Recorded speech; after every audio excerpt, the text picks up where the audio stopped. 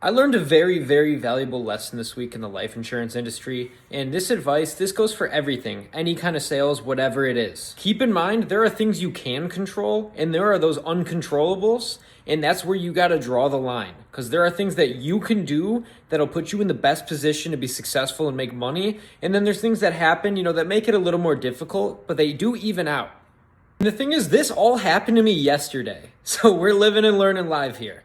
I had 11 appointments scheduled on my calendar yesterday. One of those appointments showed up, I sold it. The other 10, they either rescheduled or they ended up not showing up to the appointment. Now, it sounds like it'd be a pretty terrible day, right? No. The thing that I learned where the controllable comes in this situation is I sat at my desk all day, ready to go with my phone on hand. The reason that is important is two things happened. One, I had a call in from one of my leads. I was sitting at my desk, ready to go, got right on the phone, sold a husband and a wife. Later on in the day, what happened is I had a no-show from earlier in the week, and I was sitting at my desk. So I was available, ready to go right then and there, and then I sold them. So in a day where I had a record amount of no-shows or reschedules in double digits, which is crazy.